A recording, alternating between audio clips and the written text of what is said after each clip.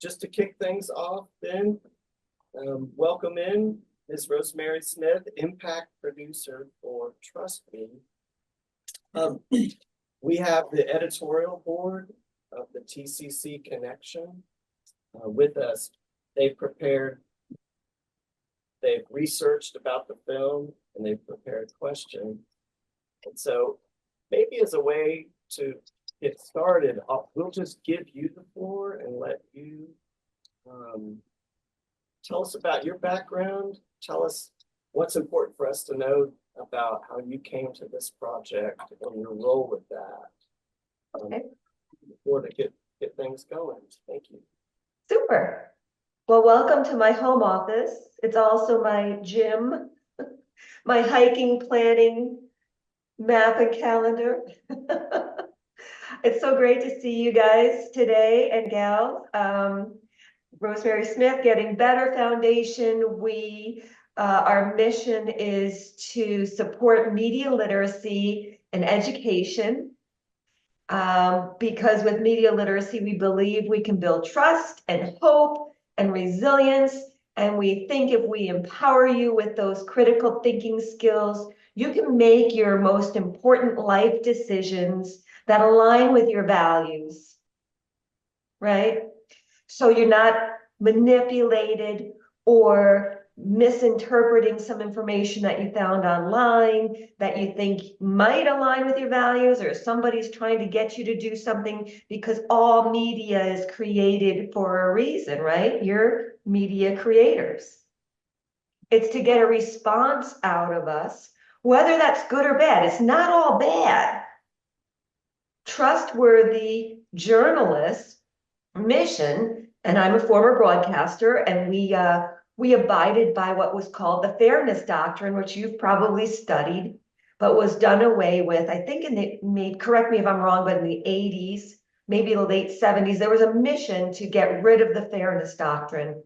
The fairness doctrine basically stated that as a broadcaster, as a journalist, I needed to represent all sides of a story, be well-rounded, not put my opinion out there so much as to gain opinions from the community, what was important to the community. And then listeners like you and me can then make our decisions based on political thought. You know, we can decide how we want to vote because we heard Democrats, Republicans, Libertarians, Green parties, and we decided, oh, that person aligns with my values, so that's how I'm going to vote. Or we heard some health information and nutrition information. And if it was the truth, if it was trustworthy, it was based on fact, I can use those details to help make health decisions for my families. That's what media literacy is all about. It's not political. It's not to push a particular agenda. It's to get you and I to think critically so that we can make these important life decisions. And as you know, our world has become more and more polarized. So our mission is to bring people together, because only when we can trust one another, overlook our differences, can we then collaborate on the problems that your world is facing, right? Because my world, yeah, okay, well, maybe I can make some changes still. Maybe, you know, there's still some life left in me. I'm 60 years old, but your world is evolving. And we want to make sure that all citizens have the same basic information, the same credible information, and the same media literacy tools in every school. Because right now, in our state of Montana, very affluent school districts, very passionate teachers are teaching media literacy. So those students in Bozeman, where the average price of a home is $1.2 million now, it's exceeded anything in California. Those students are getting media literacy. So it's the same thing. It's creating deeper divides because our students on the reservation, our students on the High Line in Montana, where schools are less affluent, teachers are fighting over, we're still fighting over wearing masks in some of our schools because our students are coming to school with COVID. They're coming to school with all these different ailments. So we're fighting over masks. We can't add anything else to our plate, and our school districts can't afford it. They're getting rid of sports, they're getting rid of arts. So really, those students are not, it's creating a wider divide. So our mission is to empower mostly adolescents, but all people with media literacy so that, to build trust, to build hope, to lessen polarization, to preserve democracy. And one final thing before because I want to answer your questions. Your thoughts are more valuable to getting information that you need. But where was I going with that? Oh, the US State Department, NATO, and now Homeland Security have declared media literacy a strategic defense priority. What does that mean? That means that they recognize people's ability to discern credible information and to create credible information as a strategic way to reduce violence, to reduce targeted terrorism, domestic terrorism, and to lessen polarization in our country and globally.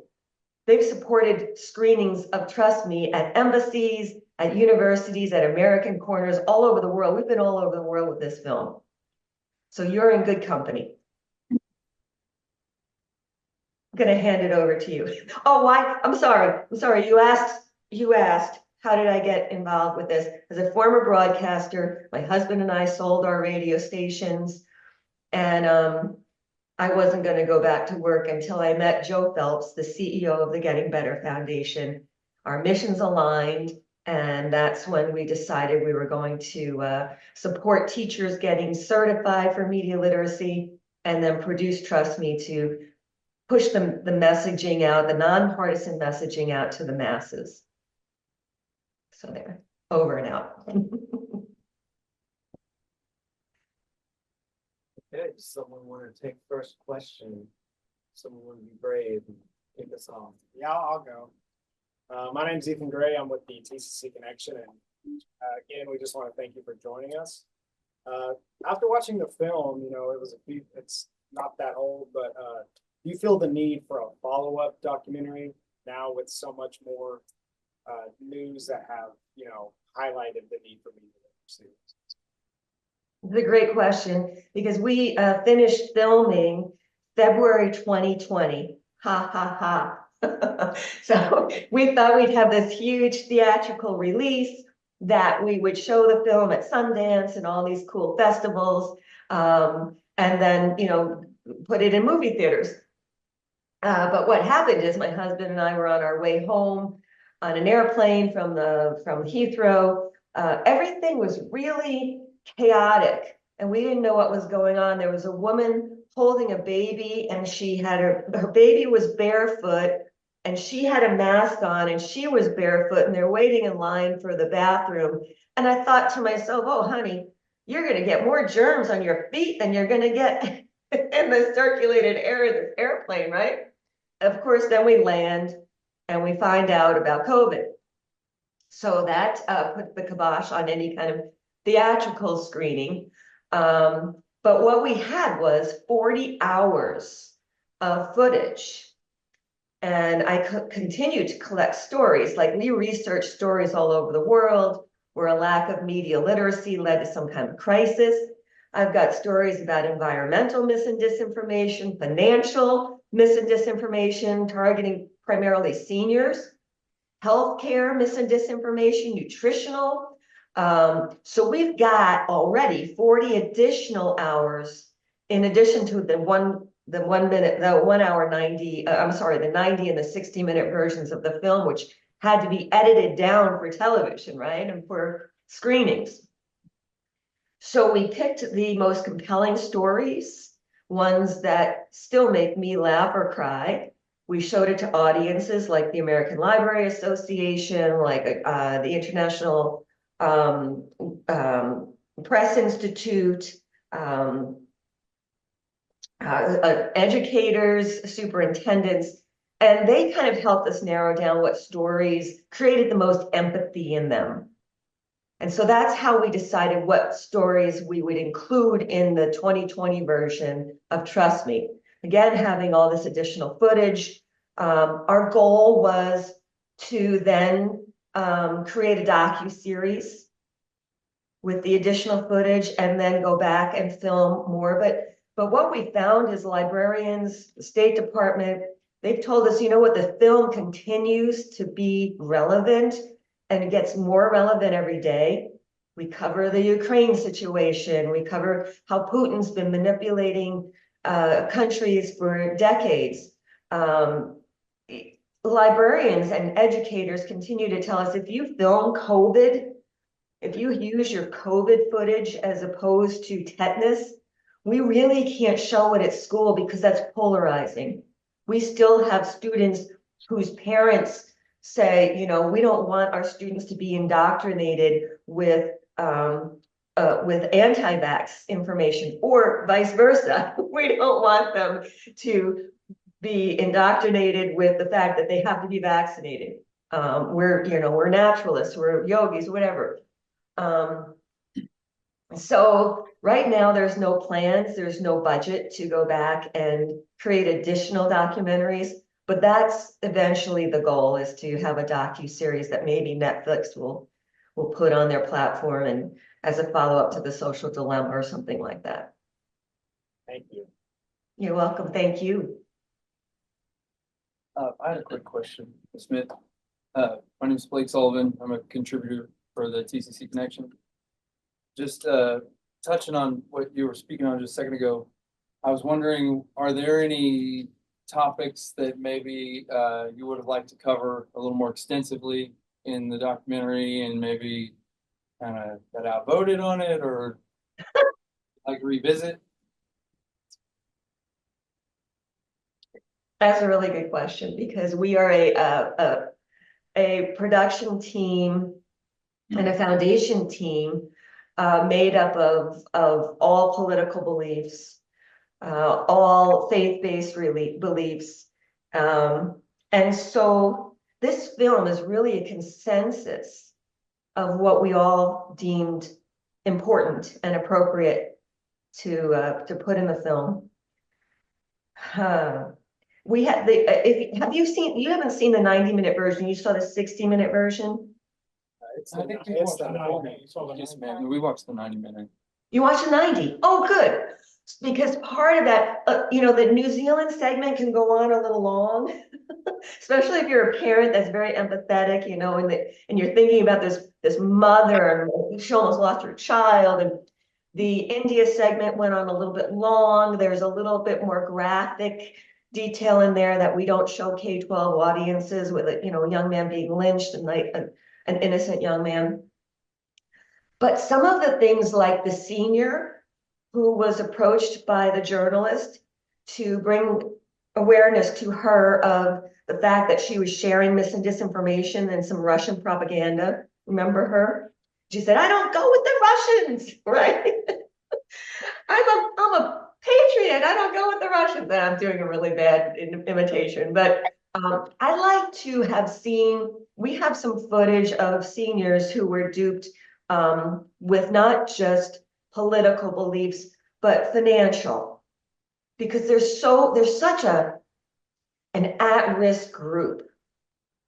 I hate to generalize that, but it's true. I mean, AARP's done studies on it. The National Association for Senior Citizens has done studies on it. And that's a highly at-risk group. But when we first put the film together, we were editing it, and we do have footage, additional footage of health and nutritional mis and disinformation affecting seniors. But our target audience was initially adolescents. So we thought we would focus on that message primarily. Thank you very much. You're welcome. I have a question. I'm Sam. But have you seen the effects from others in your community from the film? Yeah, absolutely. That's what that keeps us doing this. Just a few examples. We screened the film in Romania. This was before the Ukraine invasion. We were on the border of Moldova, and this high school for gifted students, invited some high school students from over the border in Moldova. We think we're being manipulated. Wow, those audiences, you know, they have 20% of their population still speaks only Russian. So what kind of information are they reading or listening to? It's Russian propaganda. So we hosted the film screening there, and an auditorium that was supposed to hold 50 students. We had 150 show up. Close the windows, close the blinds, close the doors so it's dark, start showing the film. The segment from Mountain Middle School comes up. The principal talks about suicide. And we have a young lady in the back of the room faint. And two boys pick her up and start carrying her out. So we stop the film, bring her out into the hallway. The principal goes out, and we thought, oh God, we're all going to get COVID. She's sick or something. But no, she had fainted because the content was so important to her. It was so personal. And she asked the principal, can I watch this movie with my family so that I can tell them I'm being bullied, tell them how I'm feeling, tell them I need psychiatric help because I'm thinking of taking my own life. So that's the one student who told us in that audience what was going on. We had multiple others send me testimonial letters, emails afterward. And that's typical. That's not one-off. That's very typical. We show a film throughout the state of Montana with the Democracy Project this past year.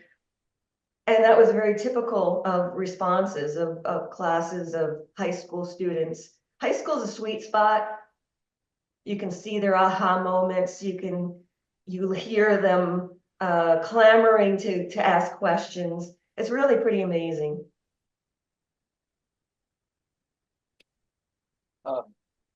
I wanted to touch on a little bit of that that you were just speaking on. And first of all, I just wanted to say thank you for sharing your personal experience.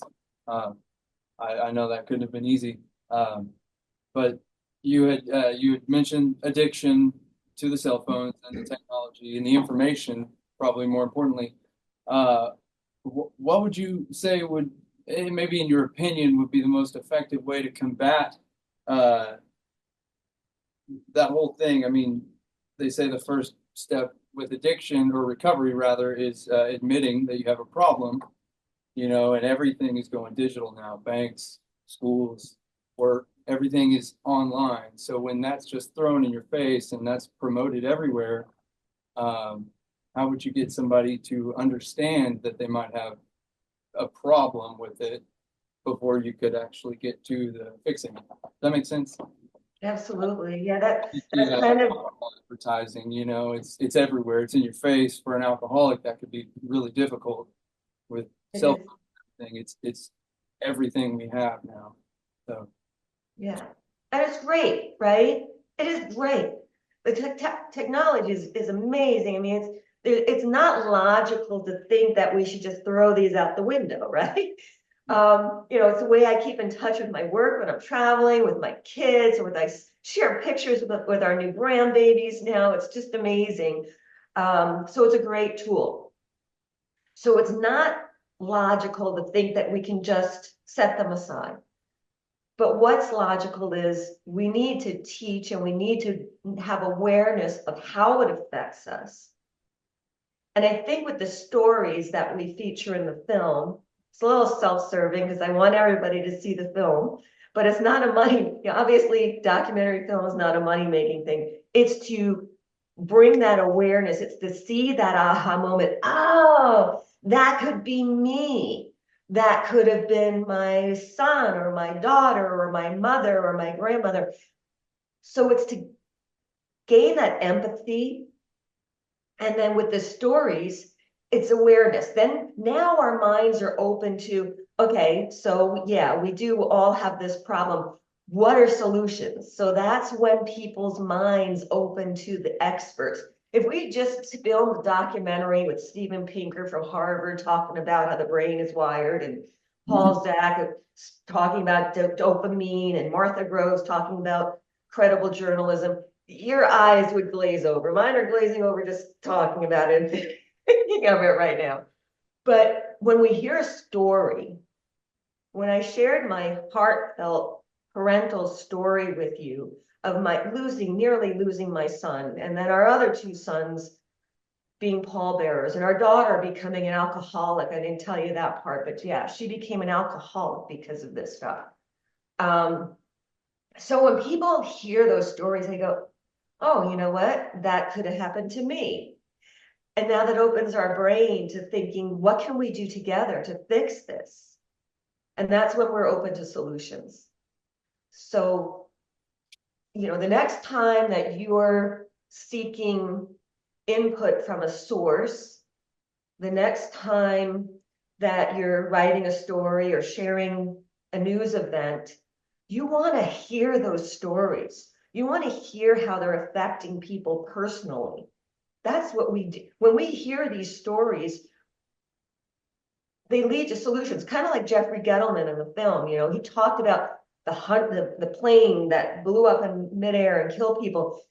He didn't do that out of sensationalism or a desire to create havoc and worry. He wrote that story so that we could find out what happened to that plane. Was it a pilot? Was it a piece of equipment? Was it an operating procedure that wasn't followed?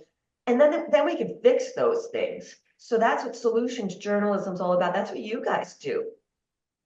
You're bringing awareness to issues to fix them.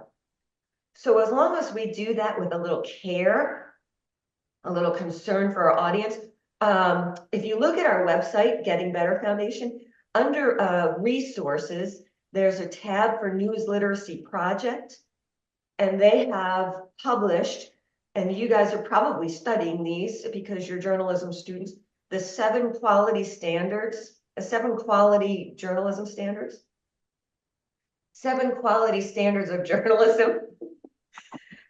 And, that just states, check your source. This is for citizens journalists too, not just us who are professional journalists, but for citizen journalists. They should follow the same quality standards, because otherwise it's their reputation, it's their credibility as a person, as a parent, as a godparent, as a student.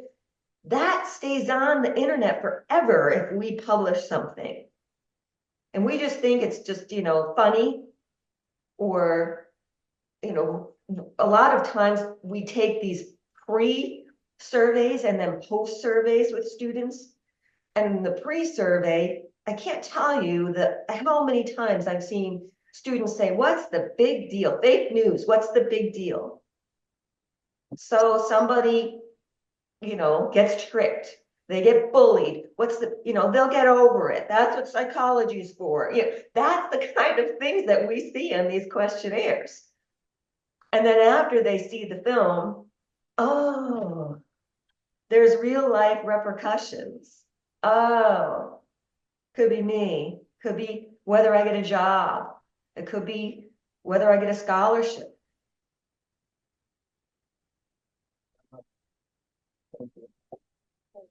Welcome.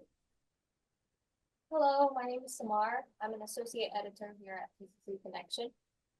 First of all, I just want to say the title is really creative, trust me, but you just gave me almost every single reason not to trust you. But, but my question would be more on a personal side. What do you think was the most rewarding part of filming this documentary to you? The most rewarding part is the distribution, is engaging with students like you. Everything else pales in comparison.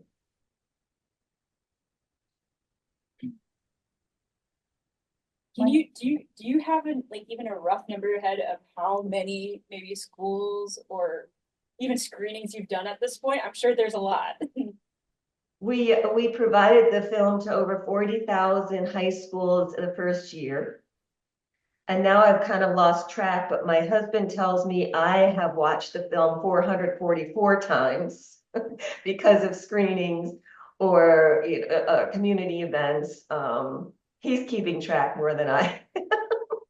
You could probably recite it, couldn't you? I can, but it's really funny. It's interesting because just last week I had a screening and I watched the film with the audience, which I tend to do if it's I always do if it's in person. I tend to do if it's virtual or a hybrid event.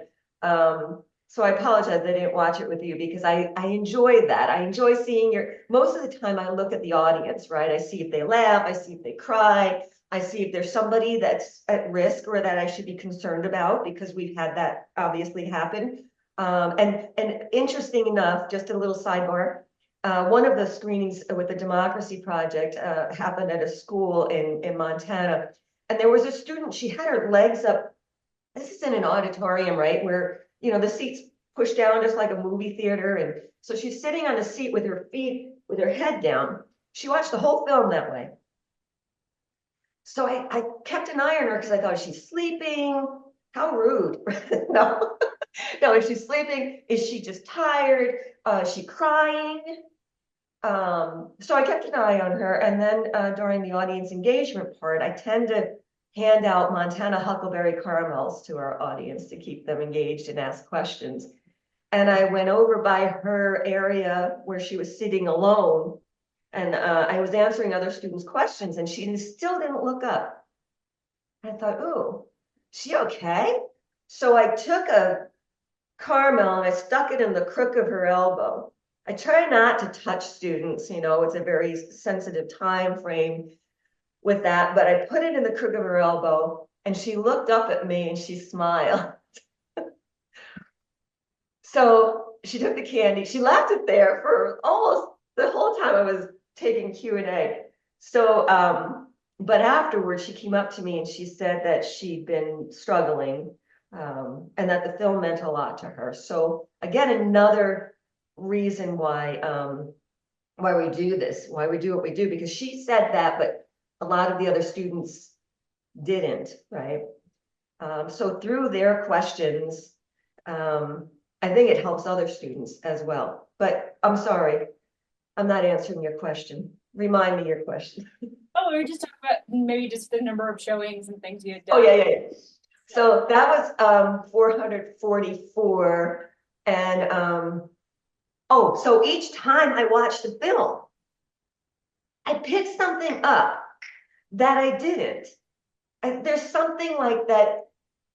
And it's a timing thing, right? It's kind of like, when you go to, I'm Catholic, I don't know about you guys, but I go to church and it's the same old readings every year, right? It's the same readings. It's something from Genesis and the Old Testament, something from the New Testament and Jesus, and then the priest tends to bring it all together. But every time I hear those readings, or every time I read them myself, something new dawns on me. And it's kind of like watching the film. It's like something new. Oh, right. Russia just invaded the Ukraine, and we talk about how that's been going on for decades. We talk about how that's been a propaganda war for decades. And then I was in Kansas City at a screening, and we went to the War Museum there, and we saw all this. They have a room on propaganda. And it all kind of comes together. It was something new that I was experiencing, even though I had seen the movie 400 times before. So did that. And then this year we're partnering with the RAND Corporation, the Center for Media Literacy, and Homeland Security. So hopefully we'll be able to provide the film to more schools throughout the US and additional programming the coming years. My name is Sierra Ross with the TCC Connection, and I was wondering if you have had any backlash from the film. Oh, yeah. I forget about those, though, because most of the stories are so good. One of our trips to Romania, we were filming at a university in Craiova, Craiova. And the embassy people picked us up and they were going to appear on a panel with us. So we wanted to chat in the car and meet because we hadn't met previously. And then we were going to meet with the department head for the political science department and the president of the university. So they the universities love having the embassies come, right? It's exciting to them. So they had all these activities scheduled for a half an hour before the screening. And we got word in the car that we had to delay our arrival. And so we started driving around the block, and the driver was like, we can't just keep driving like this. This is not protocol. So finally we're able to land at the university, and just as they were dispersing, their security was dispersing a group of Chinese students who had been sent to the university. They weren't students at that university. They were sent there to protest the film. And we're like, what? We're trying to do good, right? We're the good guys. Why would you want to protest this? They didn't want the students to be empowered with media literacy. And why? Why would that be? Right? If not for bad intent. They kept saying, oh, this is liberal propaganda. This is Western. They're trying to get you to lose all of your values that are important to the people of Romania. And we're like, I would love to talk to them. I wish they were still here, but they wouldn't let us. So, but that was one instance. And we've had political pushback. Like I just said, you're trying to push a liberal agenda. And then we've had other political pushback that said, oh, you're trying to push a conservative agenda and have everybody vaccinated or something like that. And I'm like, no, we're really trying not to have any agenda. It's hard not to have, everybody's got bias. So it's hard not to present a piece of work without bias, but we try the best we can. What about from any like media companies? I'm sorry. What about from any social media companies? Well, curiously enough, when we were looking for funding for production funds, we had an offer from Google, $50,000 toward production of the film. And then we had another potential sponsor who said, I think I can get Facebook to sponsor your production, because they're trying to bring media literacy awareness. And we met as a team because we could really have used the funding. But we decided not to take those funds because we thought, what if we do an investigation and Google turns out to be some evil empire, right? They really do want to control our minds, or Facebook is creating a suicidology in adolescents. Then we felt we couldn't report on those issues in a non-biased manner. So again, in the interest of being non-political, non-biased, we decided to fund the whole thing and spend our whole endowment ourselves.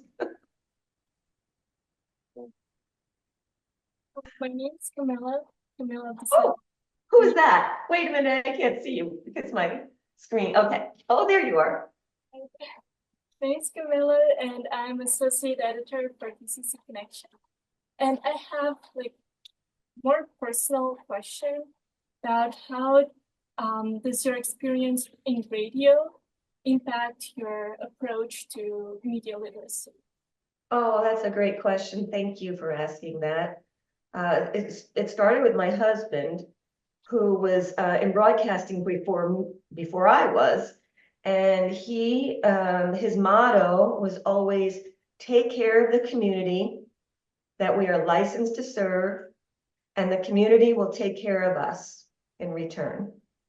So if we consistently do the responsible thing, report on the tough subjects, but do it with a little heart and representing all sides of the party, then, and we practiced that long after the fairness doctrine was done away with, then the community will support your radio station in the form of advertising, in the form of live interviews, and then whatever support that you need to keep doing this to support our community. So it's a two-way street.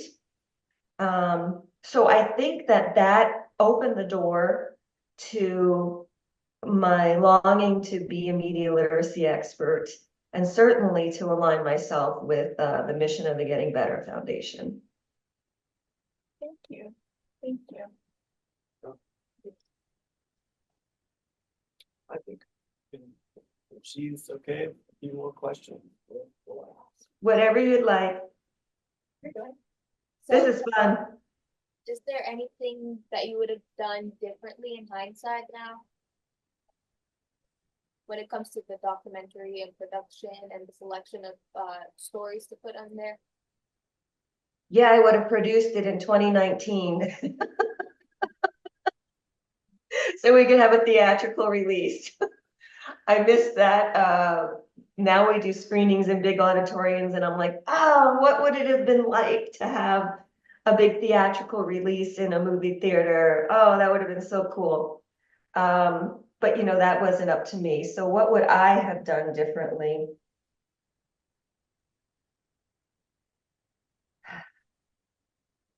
Boy, that's a really good question. I can tell you what our executive producer, Joe Phelps, would have done differently. He would have managed the purse strings a little bit better. He's a very forgiving person. And when we went over budget several times, our original budget was $500,000. And then our production team spent 900, and then they asked for another 200,000, and then they asked for to bring on an editor who was the Jurassic Park editor, which was very exciting, of course, but that cost a few $100,000 extra. So by the time we were done, it was a $1.5 million production, which just spent all of our endowment. So now when we license the film, 100% of the proceeds do benefit media literacy education. So that's actually kind of helpful, but you know, the funding thing is not an easy thing.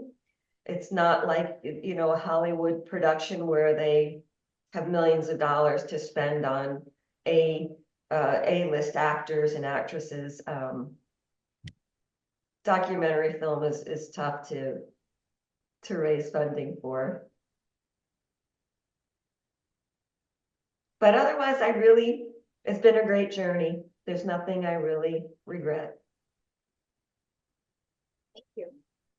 Welcome. Is there anything new that you learned about media literacy during this documentary? Everything. I learned myself the real repercussions. You know, even surviving what we did as a family, and then meeting people like the Williams family in New Zealand, and learning just a stupid little mistake like not getting a tetanus shot created all this turmoil and this health crises for their son. There's nothing that I'd experienced as a parent to create that kind of empathy. There's nothing as a parent that I could have experienced that the Osam family witnessed with their son, you know, to get that call. Oof. So I learned that the real repercussions are even starker than my own. And that it's a global epidemic. Everybody, everywhere we go, is facing the same thing. We're going to Uganda. We're going to Uganda next spring, and their journalists are battling this every day. They're starting, oh, here's a great idea for your paper. They're starting a media lit moment that they're going to, some of their news outlets, they have 1,000 news outlets. The Ugandan Journalism Association. Yeah. So they're going to start a media literacy moment leading up to our events, in-person events next spring, where they're going to publish, or they're going to do like a trick thing, like, can you spot the fake news, or can you spot, because their big thing is there's a lot of fake news there, a lot of mis and disinformation, but a lot of it's credible information that's just being sensationalized. So they're trying to bring awareness by posting every week one of the media literacy core concepts. There's 5 of them. And that's on our site too. The Center for Media Literacy was the leading organization 60 some odd years ago, founded by a nun, Sister Elizabeth Toman, who thought she could bring world peace with media literacy. So this isn't a new thing.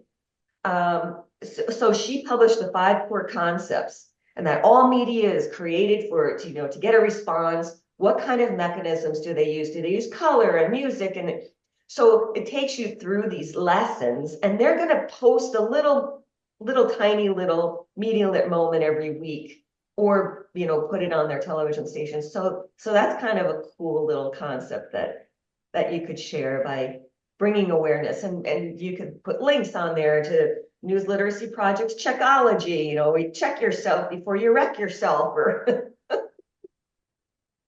that was a student-led campaign, impact campaign from that was a high school.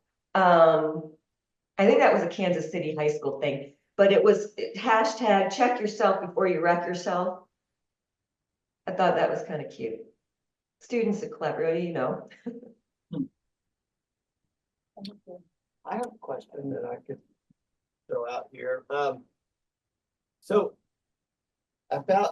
this is with regard to the 90-minute cut, I guess. I noticed that it takes a tone switch about an hour in, and we flip to positive. We flip to a hopeful tone. I was ready for it after an hour. But now, since you put the film together, we've had a worldwide pandemic. I know in our country, right, we had 1 million people die. Yeah. Million? Up there, yeah. Okay. We've had an insurrection. This is just stuff off the top of my head, right? Emergence of AI in the public. Now, okay, and now it's cats in Ohio being eaten, okay? To look at the news today. How should we feel now? How do you all feel now? How should we feel now? Are we still finishing on an upswing? You know what? I'm going to revisit that question from earlier. Is there something you would have done differently? I think the film got really dark. And I realized that we had to cover some of these deep, dark issues to gain that empathy. But I thought it did go on a little long. And I'm going to share with you the 1-hour version of the film too. It was edited for PBS initially, but I like this film for screenings like yours because it's shorter. We could show an hour and then have a half an hour of civil discourse. And it's less dark to me. It's more like half and half. And I'm like you. I definitely, Kevin, was ready for some positivity because I'm an empath and I feel what Linda Williams is feeling, and I feel what Muhammad Osman's family's feeling. And I feel that principle when he talks about it way too many times in Durango. So I was ready for the positivity too. And I think that our director thought that would be too Pollyannish. He thinks that Joe and I see the world from rose-colored lenses, which we probably do. But I think it's a good survival mechanism. And I think that we could have shared that a little bit more. So I'm with you on that. I think we could have lessened some of the deep, dark content in lieu of more solutions, because we have solutions coming out of our ears now. But the need is even greater with AI. The need is even greater. It's getting worse. It's not getting better. This political season's teaching us that. These conflicts around the world are teaching us that. And so I think the need is even greater. So maybe we need some of that deep, dark, in depth to see where the possibilities are and why we need it even more. But I'm with you. I can get depressed really fast watching it 400 times. But nothing changed in terms of the cure and in terms of the goals and aims. The cure remains education. It remains education. Because, so you're leading into a question of legislation too, though. Because there is a place for that. There's a place where I just testified with the state of Nebraska education committee, and they're considering media literacy education standards, which a lot of states now, I think 17 or 18 states have adopted, but it doesn't fund it. It doesn't put media literacy on the standard tests. So teachers, unless they're stronghold, you know, they don't have the room on their plates to add it, unless they're really impassioned, unless they're a parent like me who's seeing the problems. So there's a place for legislation, I think, too, and at least legislating that all schools, here's another reason why all schools in a state, for example, the state of Montana, which we are talking, the governor, we've got the governor's ear, we've got the State Board of Education's ear in legislating it at all schools, because like I said earlier, Bozeman's got media literacy, Missoula's got media literacy, Billings is starting to implement media literacy. But up in Great Falls or Havre or Conrad, where the suicide rate is an epidemic and there's a lot of Native American students attending those schools, they don't have the resources. So it's going to take legislating the cure in the schools, and then by osmosis, those students will take what they're learning home to their communities, because their communities aren't ready for it. The seniors aren't learning it. They're not going back to school. The parents aren't learning it. They're just as addicted as the students are. But in order to get to those audiences, we have to do it through the schools. So there's a place for legislation to legislate it, just like reading, writing, arithmetic. We have to put it in the standards. And if I can kind of tag on to that a little bit, you talk about bringing schools. I mean, sometimes there's a presumption that just because you're born around technology or around a lot, you know how to use it. And we see that's not always true, right? So when it comes to schools, I know the kits you have online are dedicated for specific audiences. But from maybe the stories you guys looked into or even your own experiences, are you noticing when there is that curriculum in place, it's making a difference with those students? Absolutely. Absolutely. You know what we're seeing a huge difference too? Is when we host screenings the night before a student assembly where we show the film with the community. So now the parents see it, they recognize, they are able to ask questions. Are you trying to indoctrinate my child? Are you pushing a media, some type of political agenda? They see that we're not.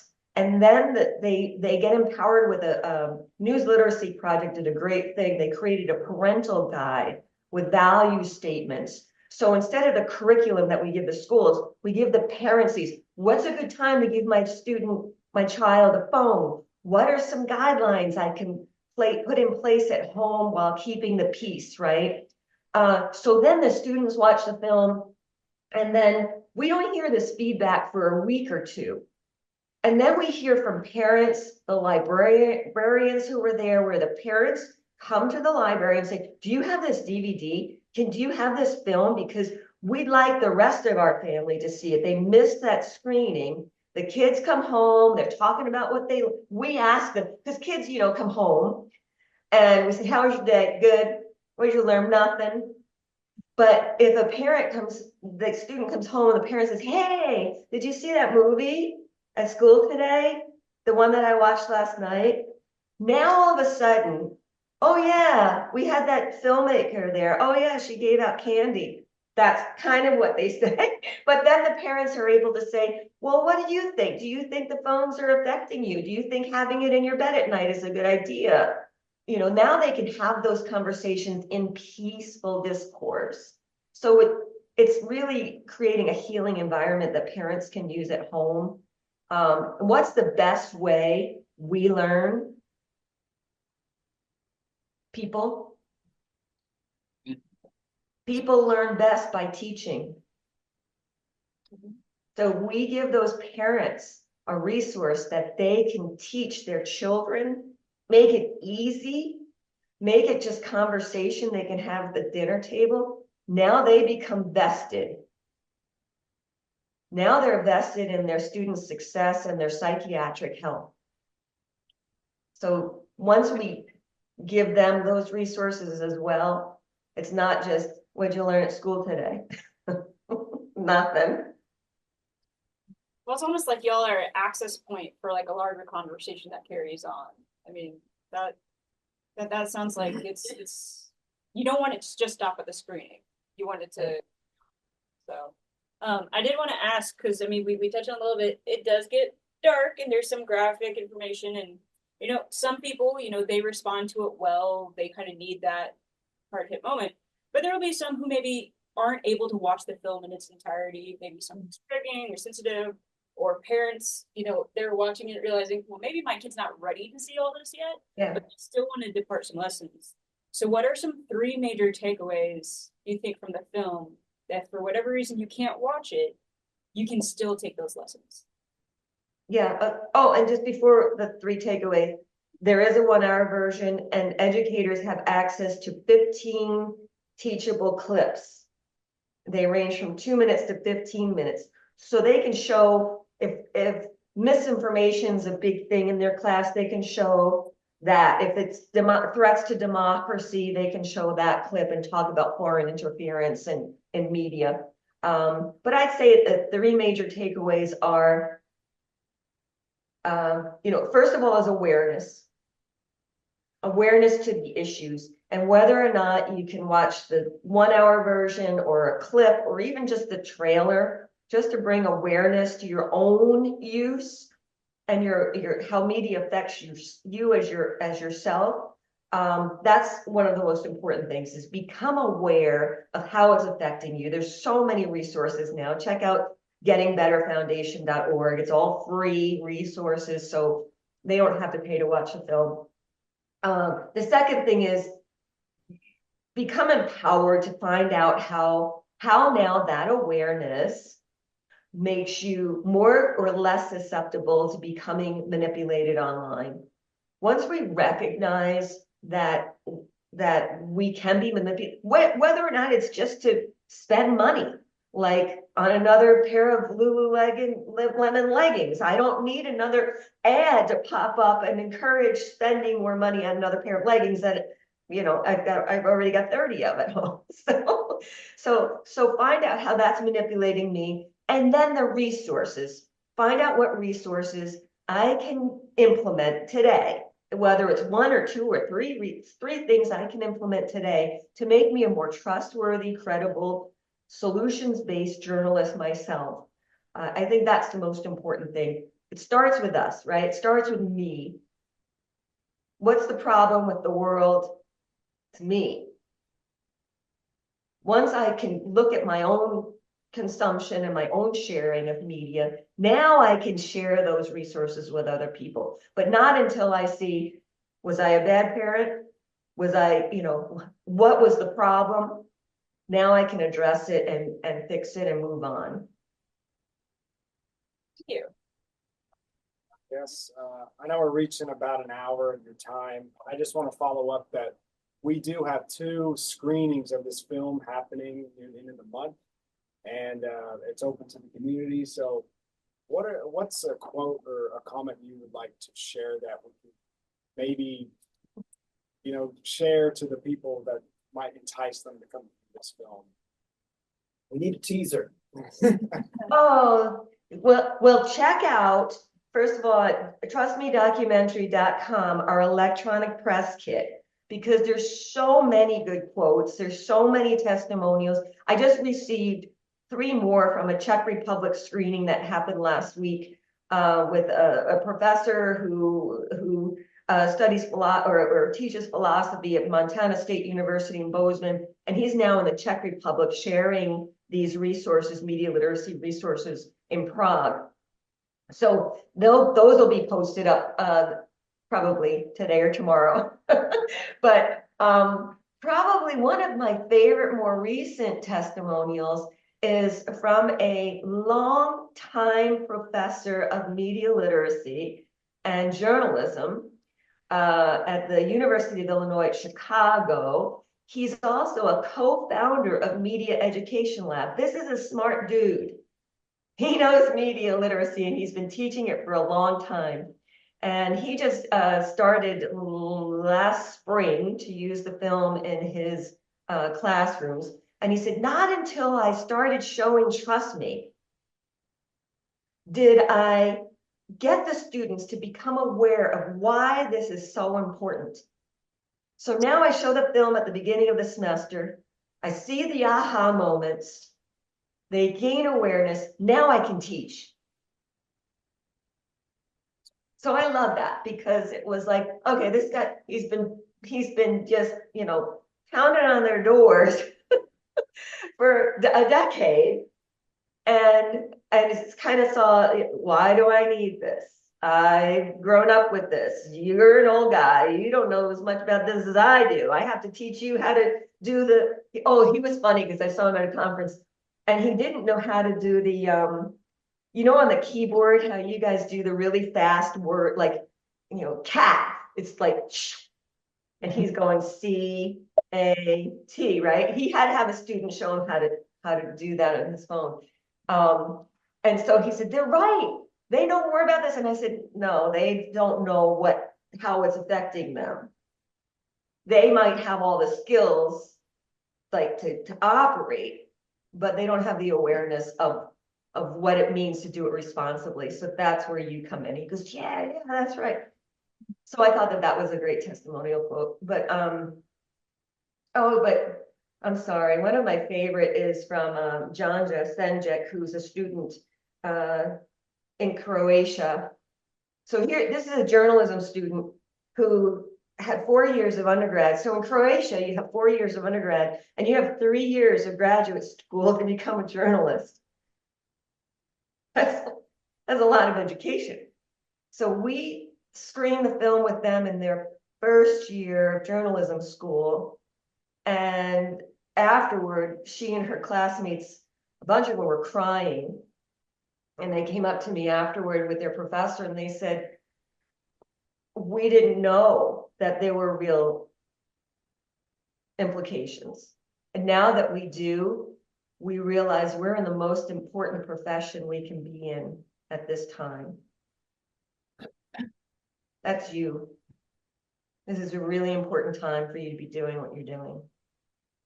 I know it doesn't pay a whole lot, but we're figuring ways to support credible journalism too. We're working with organizations that seek nonprofits to endow journalism schools, journalism facilities, newspapers, radio stations, televisions, because they're going away and we can't afford to lose that content, that credible local content. So we're finding ways around it. So be patient, but know that you're doing God's work. Well, to kind of wrap up with it, I'm gonna ask for a call to action. I'm sure you're plenty familiar with what that is. But for those who see this film or learn about its work and want to get involved, how can they do that? Oh, start an impact campaign. You know, come up with your own hashtag, or there's some examples in our electronic press kit. I think I shared one with you earlier. Hashtag check yourself before you wreck yourself. October, the last week in October is Global Media and Information Literacy Week. So start your own. You guys love social media. Share it with your friends. That's where your friends are seeing it. Share videos. We've got a bunch of videos that you can share there on our website, or you could just Google them. Look at our resource page and just share some of those resources. But take responsibility to become more responsible and help other people become able to be citizen journalists and more trustworthy themselves. Trustworthy was the original title of the film. thank you so much for your time. We appreciate it, hearing from you, hearing about your work. And yeah, thank you. Thank you. Best of luck to you all. Thank you, ma'am. Well, take care. I'm following you. Thank you.